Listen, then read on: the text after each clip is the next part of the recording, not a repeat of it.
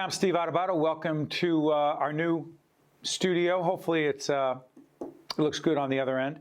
And we're joined by Dr. Bryan Pilkington, Associate Professor at Seton University and at the Hackensack Meridian School of Medicine. Good to see you, Bryan. Good to be with you, Steve. You and I had a great conversation on the MD Advantage podcast, and we wanted to have you on here as well. First of all, define this for us. Bioethics is, finish the sentence. So bioethics is an interdisciplinary field of study which brings folks from a variety of perspectives in to think about and critically evaluate health practices, health professions. It's sort of a continuation of what had been called 30, 40, 50 years ago, medical ethics or nursing ethics. And again, this is a heavy, an important area of research for you, the connection between bioethics and COVID-19. Describe it.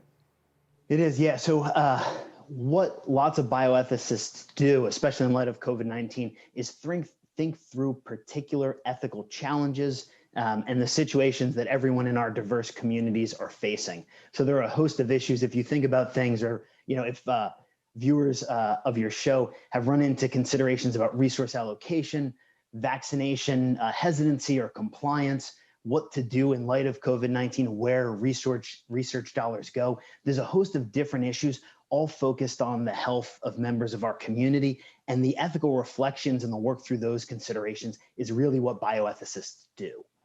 So when it comes to the vaccine, or the vaccines, plural, that are out there, and vaccine resistance and vaccine awareness and education, there's a critical role for science to play, or scientists and clinicians, medical professionals. What is the role of ethics / morality when it comes to the vaccine? See, that's a great question. So each of the groups that you mentioned, right? So the scientists have a particular role in putting out the best kind of research that will, effectuate positive change among members of our communities, right? So with avoiding the jargon, you want a good vaccine that works, right? Clinicians have a role of educating, in addition to treating patients, right? They have a responsibility to educate folks about what the vaccines are, just like they would any other kind of intervention or therapy.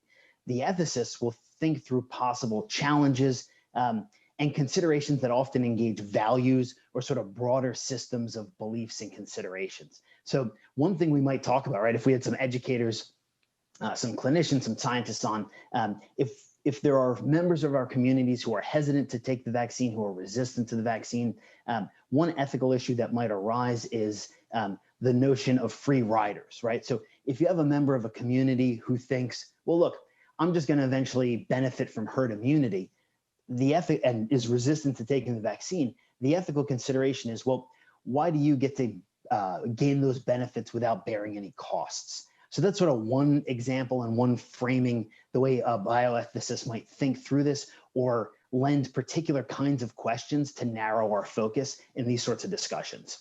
So, I'm going to complicate it even more for you in a good way, because you raise these issues and it's for all of us to think about, because if we don't, they're not going away.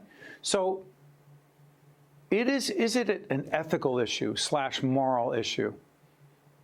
From a political leadership point of view, when President Trump took the vaccine, and we're taping this late March 2021, when President Trump took the vaccine, he and his wife, the First Lady at the time, did they have a moral / ethical responsibility to take that vaccine in public and say why, and say that it was safe or they would not be taking it, given how many people follow President Trump and what he does or doesn't do?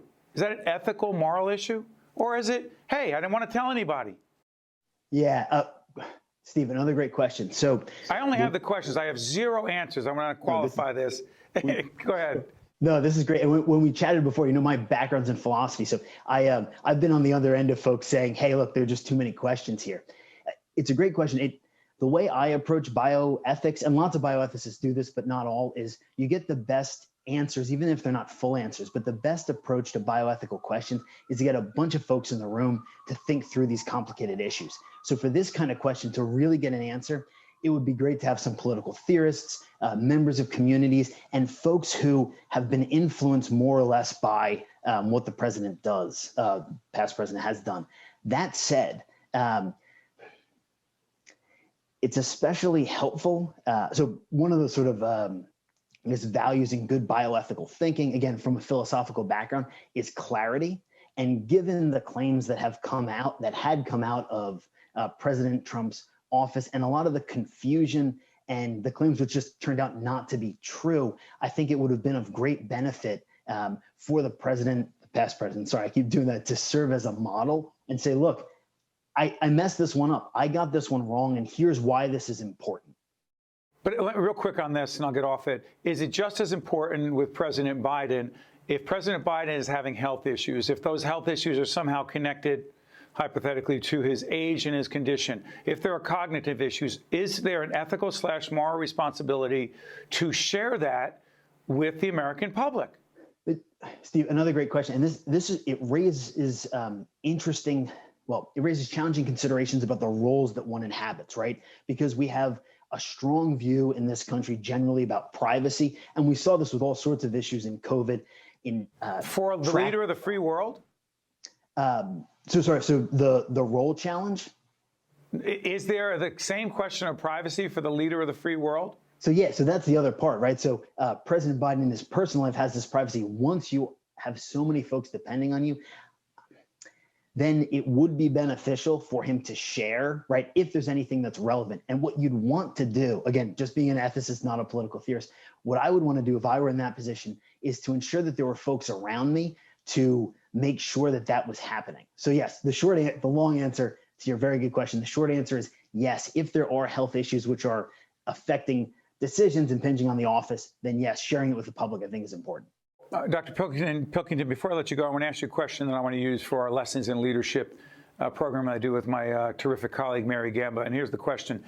I was recently doing a leadership seminar. I do that in the other part of my life. And it was a criticism that I got from one of our students was, Steve, you don't talk about the role of morality in leadership, and that's missing in your leadership seminars. And I responded, I appreciate the feedback, but I wouldn't even know how I would, quote, teach morality in leadership as a leadership competency.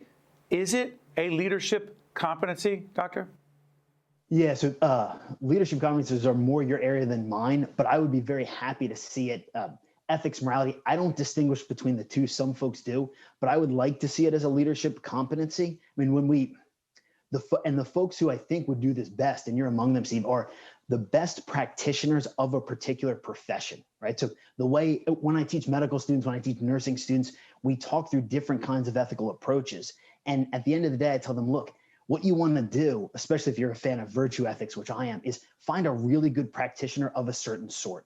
And when you see them doing things, when you see how they make decisions, yes, I don't think we can just pull ethics and morality out of this. Otherwise, it's too bureaucratic. The thinking is too robotic, and it can alleviate within leadership some important features of responsibility. Well said, Dr. Bryan Pilkington. Challenging questions, but more importantly, more thoughtful answers.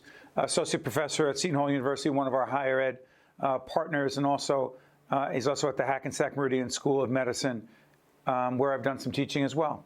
Hey, thank you, Dr. Pilkington. We appreciate it. All the best. Thanks, Steve. Great to see you again. I'm Steve Adubato. We'll be right back. State of Affairs with Steve Adubato is a production of the Caucus Educational Corporation. Funding has been provided by the Turrell Fund, supporting Reimagine Childcare. PNC, Grow Up Great. Delta Dental of New Jersey. Hackensack Meridian Health. MD Advantage Insurance Company. The New Jersey Education Association. The Robert Wood Johnson Foundation. NJM Insurance Group. And by the Healthcare Foundation of New Jersey. Promotional support provided by NJ.com. And by the New Jersey Business and Industry Association.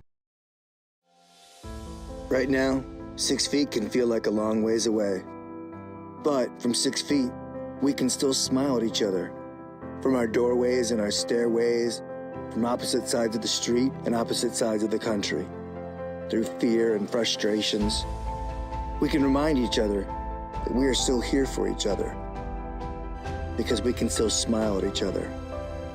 and we're not going anywhere.